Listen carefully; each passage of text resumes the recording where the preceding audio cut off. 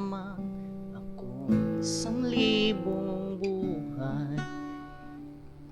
Hindi pagkakait lahat sa'yo'y ibibigay.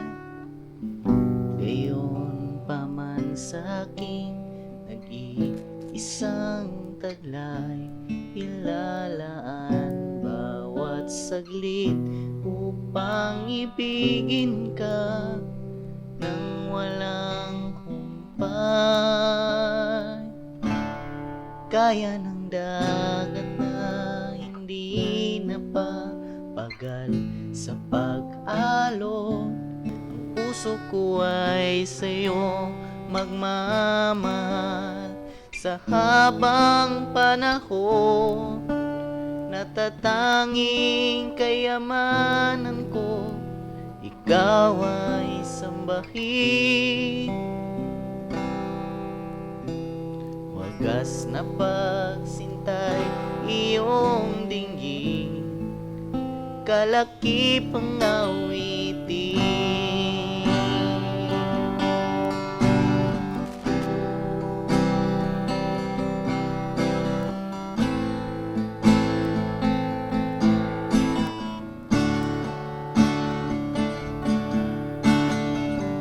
Kung mayroon lamang akong 1,000 buhay, hindi pagkakait lahat sa'yo'y ibibigay.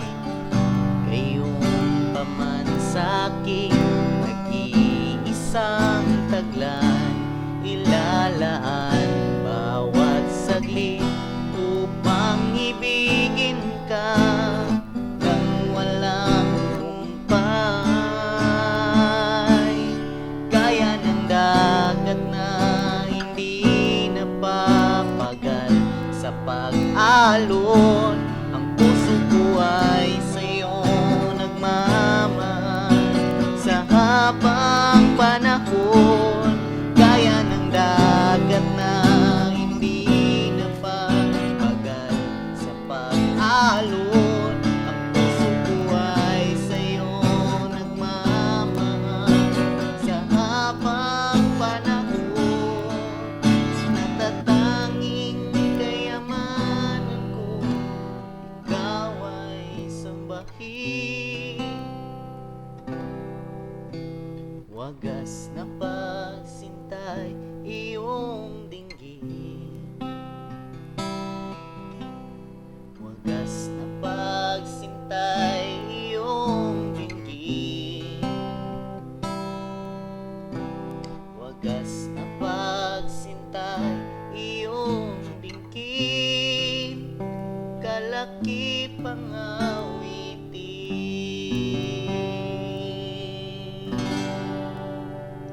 Dalago ng Ginoo mga igsoon, salamat sa Ginoo sa kusog. Salamat sa inyong suporta sa pag-ampo. Salamat sa Ginoo bisan pa sa akong amigo si Mr. Jag. Salamat sa Ginoo nga ang Dios magapanalangin sa imong negosyo, brother. Og salamat pud sa Ginoo sa tanan nga nagsunod, nag-shout out bisan pa sa Saudi, sa Hawaii, sa Malta ug sa pang dapit mga igsoon dinhi sa Pilipinas. Ang Bukidnon adunay gipahigayon nga gitawag mga igsoon nga gabii sa pagdaig sa kaamulan. Karong March 20, sponsored by gobernador sa probinsya sa Bukidnon. Ug salamat sa Ginoo kay naanagyo na schedules ba nga kanang magadaig na gyud naanagyud nga acknowledgement sa Ginoo kay mostly ramang good sa ginahimo or programa, mostly naara gyud sa gitawag og humanism program, wala dili involved ang Ginoo. Karon mga igsoon adunay 7 ka team ang mutugtog ni mutukar anak nga buluhaton na mga igsoon usa sa team dinhi sa Northern Bukidnon. Ginaawhag man nato ang mga pastor or ang tanan nilang team, pero tungod sa panahon bitaw nga dili nato makop up, no. Karon ang Glorious Praise ra gyud ang nakatugtog anang gabi sa pagdaig. Ang Glorious Praise ngang simbahan nga atong ginumala nga naay manugtugay ang atong musician, ang pangalan is Glorious Praise. Salamat sa Ginoo. Next time ato nga mapalambo pa kay ang tumong gyud sa kining biyema sa Bukidnon nga doon nagyoy gitawag og panaghiusa sa mga anak or katawan nga naay tumong bitaw nga aduna poy musician nga Bukidnon gyud gikan nga din gina-promote sa Ginoo. Kay karon ang ato nga partners karon sa maong gabi sa pagdaig sa Kamulan ang gikan sa Davao, ang MG Flores. Mao gyud ang kauban karon sa team. So muna nga ang matag simbahan na magyoy team, na magyoy mga singers, pero wala pa gyud mahibaw-an. Maski mga compose nga mga kanta naa naman good na siya kay dali ra man gyud kay na i-compose kay the Holy Spirit mao ra may mag-reveal ni ana. So manang ako nag-auhag sa mga kaubanan akong mga lagad, mga churches nga support mo sa pag-ampo. Nga naman tungod kay dili ni performance,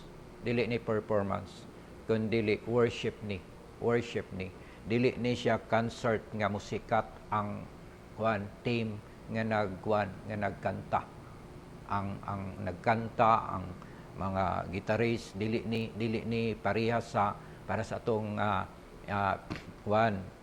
team sa Amerika nga mayo kay mo kanta, no. Nisikat sila, nilambo sila John Lennon, dili lang Michael Jackson, dili si Jesus lang ang ma-promote ani nang suporta mo sa pag-ampo mga igsoon ani sa mao nga puluhaton nato. So salamat sa Ginoo sa tanan nga naga-view nining ato nga programa sa CBC-FI. Salamat sa Ginoo. Ang Jesus Forever nagapadayon sa pagpangampo ug nagapadayon usab sa pag-challenge sa matag usa nga dawaton nato sa Jesus nga atong Ginoo ug manluluwas. Tabangan nato ang atong kaugalingon. Ayaw paghuna-huna nga kwartahan kay paghuna-huna nga kaya nimong buhaton ng maayo nga binuhatan. Dili nimo kaya sa imong kwarta pagpalit sa imong kaluwasan. Dili nimo kaya sa imong maayong binuhatan igsoon. Mutuo pa ko kung si Jesus na ang imong Ginoo ug manluluwas sa imong kinabuhi. Mutuo pa ko nga makahimo na ka sa kaning maayong binuhatan. Human ka mo dawat kay Jesus nga Ginoo ug manluluwas. Mutuo ko ana, pero wala pa nimo dawata sa Jesus, relihiyon lang ang imong gidawat, duda gyud ko nga di gyud ka kahimo mga igsoon. Kay bisan kinsa ako mismo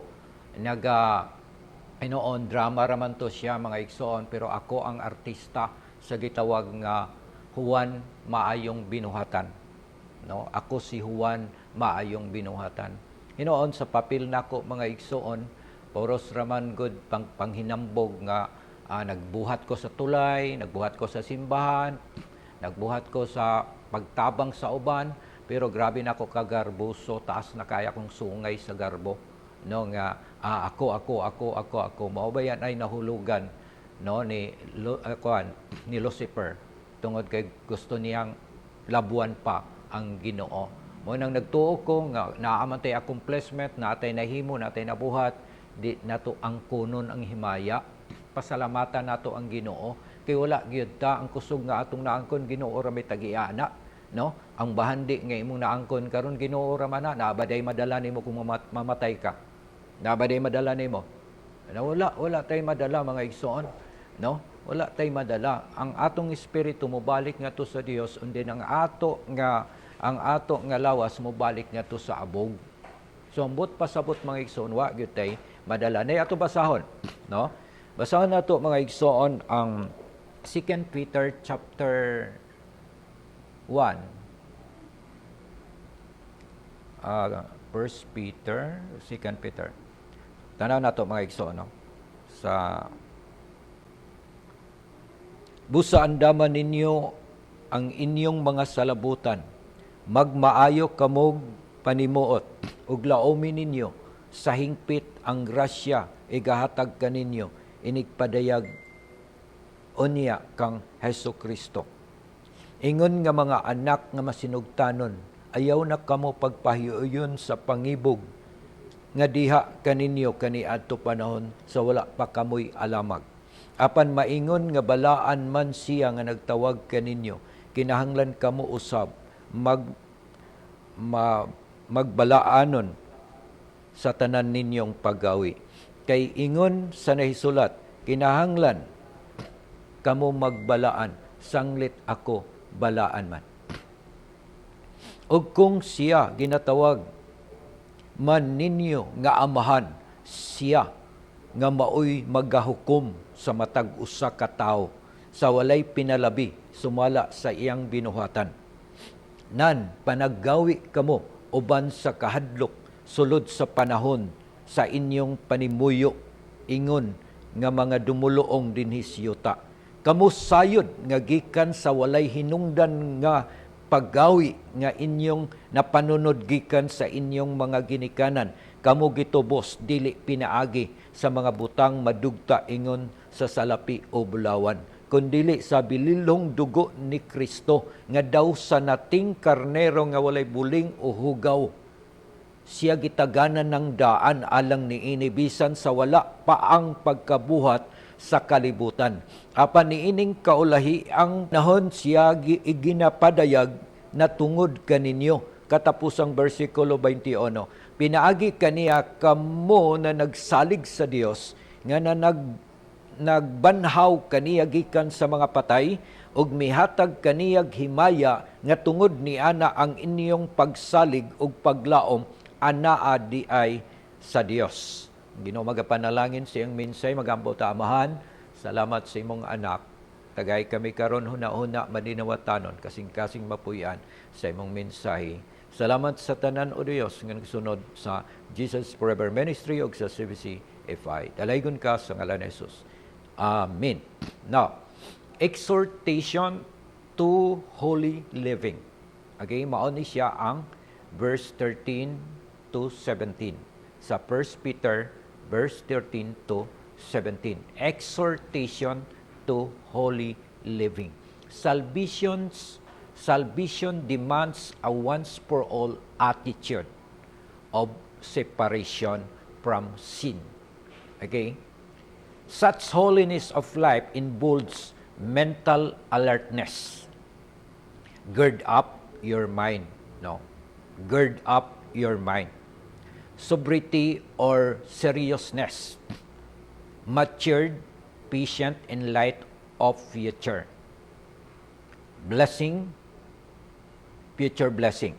Obedience and non-conformity to the former passion, former sin, former life. A likeness in behavior to holiness of God Himself. Recognition of God's justice and persecution and conduct prompted by godly fear. So ang encouragement dinhi mga igsoon na sentro nga atong iwakli gihapon ang atong mga sala. Iwakli biyaan ang atong mga sala. Wala ta nagkinabuhi mga igsoon sa atong mga kagahapon. Wala ta nagkinabuhi kung kinsa ta sa una. Wala ta nagkinabuhi anak mga igsoon kay bisan pag unsaon nimo dili gyud ka makaluwas sa imong kaugalingon. Bisan pa kung aduna man kay reliyon, di gyud ka kaluwas sa imong kaugalingon mga igsoon. The only person nga makaluwas sa imo is Jesus Christ Himself, no? Siya lang. And then sa diha nga matud pa dinhi nga salvation demands once for all attitude, no, of separation. So ato nga kinaiyahon nga biyaan ang sala. Kinaiyahon nato nga sundon nato ang Ginoo. Kinaiyahon nato na may tentasyon, na may daghan mga igsoon nga kanang mga buhat ba sa kaaway, mga buhat bitaw sa mga tentasyon, doubts, fears, unsa na diya nga moabot sa ato, no, na amang good na siya. Pero igsoon gidimanta nga ligunon nato ang atong kinaiya sa pagbulag gikan sa sala ug atong buhaton ang pagpuyo nga balaan. Mo na siya, such holiness of life involves mental alertness. Dapat nakakuha na ta, nakaposition na ta, no? Naa ang gitawag mga igsoon nga according sa Ephesians 6 nga naa ang kalo sa kaluwasan, na ang kutamaya sa pagkamatarong, na ang bakos sa kamatuoran, sapatos sa kalinaw, na ang espadang duay sulab, espadang duay sulab, and then naadayon ang taming sa pagtuo. On guard ka kanunay, clever, wise, alert, no? Alert ka kanunay. Then nakita nato diha nga nahimo kang kahayag, blessing, and then nagasunod sa Ginoo, wala ka conform sa former passions, no? Ang imong behavior mao gyud ang pagpuyo nga balaan diya sa pag-alaga diya sa Ginoo. So mo nang encouragement. Then ang 18 to 21 exhortations to holy living. So gitambagan ka nga magpuyo ka nga balaan. Number 2 dinhi ang rason nganong magbalaan, no? The reason for holy living. So makita nato dinhi mga igsoon na ay mga rason. Ang apostolis nga si Pedro adunay ang iyang life, iyang gigamit nga maoy example nga atong sundon sa pagpuyo nga balaan. Okay? So, its infinite cause and worth. No, nang sa 18 to 19. So, kamo sayod nga gikan sa walay hinungdan nga paggawi sa inyong napanunod gikan sa inyong mga ginikanan, kamo gitubos dili pinaagi sa mga butang madugta ingon sa salapi o bulawan kundi sa bililong dugo ni Jesus nga daw sa nating karne nga walay buling o hugaw. So infinite cause no ni siya mga igsoon sa 18 to 19 ni its effectiveness gikan its effectiveness mga igsoon sa verse 18 gyapon na nga kanang walay hinungdan nga paggawi. So, ambot pasabot mga igsoon, gikan kita sa walang kabuluhan nga grupo or pagtulunan nga naata, mga igsoon, then gisalbarta sa Ginoo. Katuloy, its Redeemer Christ, whose blood is precious, walay buling sa kinaiyahan ug walay kunot sa mga binuhatan at tubangan sa mga tabusa, takos or pulido kini nga atong tuhuan. Okay? Then its temptation to man through faith in Christ, totally apart from human merit. So nakita nato dinhi mga igsoon nga siya gitaganan ng daan alang niini bisan sa wala pa ang pagkabuhat sa kalibutan apan niining kaulahi ang panahon, siya ginapadayag na tungod kaninyo pinaagi kaniya kamo na nagsalig sa Dios nga nagbanhaw kaniya gikan sa mga patay ug mihatag kaniya gimaya sa tungod niya ang inyong pagsalig ug paglawom anaa di ay sa Dios. Salamat sa Ginoo, no? Salamat sa Dios mga igsoon nga naman. Tungod kay ang maong nga rason, the reason for holy living nga kailangan na gyud ta nga magkinabuhi nga matarong. Kailangan ta magkinabuhi nga matarong. Need yun na siya mga igsoon. Magminatarong ta. No? Ang ganina ako nag-iingon nga, kinsa ba ang isog or aligon nga alagad, no? Atong miyagi nga simana sa atong pagwali. Kinsa ba ang ligon nga nag-alagad? Katong naglahutay. Dili man gud tong ingon nga tungod kay ligon wala nay chance sa pagkaluya, no? Dili man. Naaman gyud ng pagkaluya, naaman gyud ng emotional gyapon problem. Naaman gyapon na di man gyud ka always madasigon. Di man gyud ka madasigon ko permi. Naa gyud nay panahon nga dasigonon gyud ka. Naa gyud na siya kay malig-on lang ta permi mga igsoon ang atong pagkakita malig-on ta kung permanente ta on connect, no? Naka-connect ta permi on diya sa presensya sa Ginoo. Namang gyud time nga mag-goal ka, namang gyud time no. Ako mismo nakasinati man gyud ko nga bisan pa maingon ko nga lig-on gyud ko no. Maingon gyud ko ana gani namatay nga akong papa, nangampo pa ko sa uban no. Sa ato pa lig-on ko ato akong emosyon, akong pagbati wala gyud nag-roll, wala gyud nag-rain no. Wala gyud siya. Pero nakita nako mga igsoon nga mutungag yun siya, mutungag yun. Nakawali magyapon ko. No, nakawali gyapon ko pero niabot gyud ang panahon nga siya na pod ning hila ko. Ngano man tungod kay dili gyud ikapasalig mga igsoon nga kanang panahon na nga namatyan ka, hindi ka magol.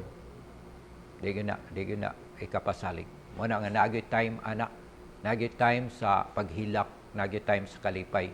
Muna nga in times ana mga igsoon, kailangan nimo ang imong friend, kailangan nimo ang mga puay, mga intercessors, encouragers para nga mo lift up sa imo. Dili man ta permi kusgan no nga para sa batanon kusgan gyud.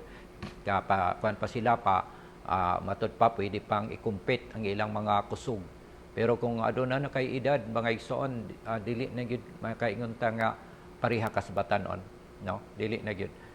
Sa ato nga pagkinabuhi mga igsoon diya sa Ginoo, padayon lang gihapon ta no diya sa ato nga mga buluhaton.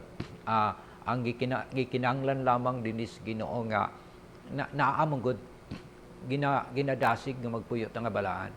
Then ang rason nganong magpuyot nga balaan tungod kay si Jesus mismo maunay nagplastar sa ato no, plastar sa ato. Mingon siya kibali atong milabay nga semana nagwali ko may tungod sa si Jesus may author sa atong pagtuo, author. O dayon siya dayon ang finisher sa atong pagtuo. Naambot pa sabot ana mga igsoon nga hayahay manggod kung atong masabtan na siya, hayahay na siya kung makasabot ta. Pero wala ta kasabot, di magyud nato ma-feel or di gyud nato siya makinabuhi nga hayahay. Nga naman tungod kay ang ato ra man ginalantaw nga former kuan kanang troubles, former ang kalapasan ni kasalanan mo ram gyud natong ginahuna-huna. Pero kung atong una-unaon igsoon nga ang Ginoo anaa siya ang naghatag sa pagtuo, nagtapos niini. Sumingod kita nga ang atong kaluwasan is kuana safety na ang atong kaluwasan, safety na ang ato nga kinabuhi. Natay magtatabang kung aduna may sakit, aduna may problema, natay kapahulayan, dili na ta moadto nga gusto ko mamatay, maghikog, gusto ko maglumos sa akong kaugalingon, mag-inom or unsa pay mga bisyo diha, no, para mga lumsan niyang kaugalingon. Dili na mga igsoon. So muna pabor nga naa sa ato karon. Kung ikaw karon wala pa nakadawat kay Jesus nga Ginoo ug manluluwas, imo ni siyang kini nga benepisyo sa life, imo ni siyang mabatunan igsoon. Sa diya nga nakay problema, luhod lang sa Ginoo, ampo. Tabangan ka sa Ginoo. Tabangan ka. Bisag unsa man nga mga encounter sa imong kinabuhi, tabangan ka. Dawata sa Jesus nga imong Ginoo manluluwas, sabat sa akong pagampo. Amahan nga Dios, salamat kaayo ning dapit sa kagabion. Nagapaubos ako sa akong kaugalingon, nagkapangayo og pasaylo sa tanan ako nga mga kalapasan. Ginoong Hesus, sumala sa imong pulong sa Roma kapitulo 10 bersikulo 9, kung isugid namo sa mumbaba nga si Jesus Ginoo, mutuo kami sa kinasingkasing gayud nga siya nabanhaw gikan sa mga patay, maluwas kami. Busa Lord, nagpasalamat ako sa kaluwasan nga maghihatag kanako og sa pagsulat mo sa akong pangalan sa libro sa kinabuhi.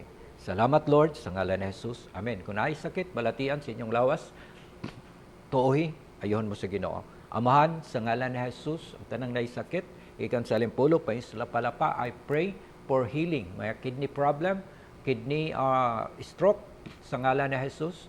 Hallelujah. Katong sakit sa matrace, Lord, nga gadugo, sa ngalan ni Jesus, in Jesus' name. Tanan nga mga sakit sa mata, o tutunlan, kulob nga goiter, hallelujah, o ganang mga cancer, sulod sa lawas, sa ngalan ni Jesus, in Jesus' name, mahilis, malaos, mawala, mahanaw, mamaayo ang imong mga anak o Diyos, Lord. Thank you, Lord, sa milagro, hikap, nga ilang na feel karon. Dalaygon ka sa ngalan ni Jesus.